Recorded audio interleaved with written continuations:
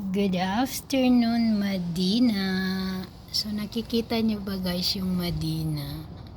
Ayan, nakakarela. I-zoom ko o diba? Kapag iPhone to guys, hindi ganyan kalinaw yung zoom niya. Ang cellphone ko ay Samsung Galaxy A54 5GB. So ayan guys, mas maganda po yung camera ng Android. So ayan, nakikita nyo. Ayan. Kapag nandito ako, hindi ako malungkot. So ganun na. Pabalik natin sa 0 point. Ayan, pababa na yung araw. So ika 10 days na ng Ramadan dito guys. May ko na to sa Mandaga sa Sambu sa yung anak ko po kasi na-miss ko yung bahay namin. Alam nyo guys, totoo yung kasabihan na hindi ka bibigyan ng ala ng problema kung hindi mo kayang lampasan. Kasi ako guys, wala sa plano kong mag-transfer ng Medina. So, ayan.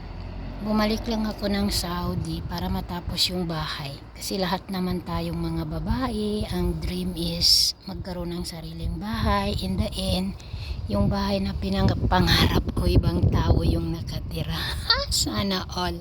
Pero sabi nga nila, mas mabuting ikaw yung tumulong kesa ikaw yung tulungan. At least meron kang peace of mind. Ayan. So, ayan, tingnan nyo. Ang ganda ng langit. Alhamdulillah. So yun guys, so bago ko hinarap yung problema ko guys, binigyan ako ni Allah ng magandang trabaho, magandang amo, alhamdulillah. Minalas lang talaga ako sa asawa. Sana all minalas. Ang ganda ng caption ng camera ko guys, ang sarap ng simoy ng hangin, diba? Ayan ang ganda tignan. Promise, ang sarap ng hangin. So ayan, malapit ng summer. So ay shoutout sa akong silingan. Pag dito ko sa old house guys, hindi ako naboboring, hindi ako na-homesick kasi nga nakakakita ako ng bundok. I-zoom natin uli. Ayang zoom ko na to is 2.1.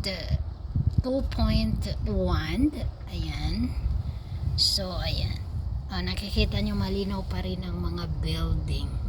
So wait lang, trapuan ko yung camera, mas lilinaw yan. Diba, tinrapuan ko yung camera. Ito ay 2.1, tapos kung 0.5, ganyan po ang kanyang itsura pag 0.5. So ayan. So much Medina. So dito ako nag-move on.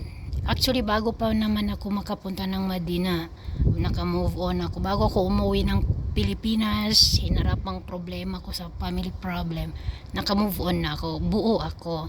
Kaya yung sa mga kapwa ko OFW na merong problema sa kanilang asawa, bago kayo magdesisyon, kailangan pag-isipan nyo ng paulit-ulit. Yung huwag kayong magdesisyon na nagtatalo yung puso at isip nyo. Saka kayong magdesisyon kung ang isip at puso nyo ay isang sinasami para walang regret. Tulad nyo ako, wala akong regret. Lahat ng desisyon ko sa buhay, pinag-iisipan ko yan. Kaya hindi ko pinagsisihan lahat ng desisyon ko sa buhay. Kasi bago ako umuwi ng Pilipinas before, nagpray ako sa Al-Haram na alisin yung galit sa puso at isip ko, liwanagin yung puso at isip ko, wag akong makagawa ng hindi maganda kasi iniisip ko ang anak ko. So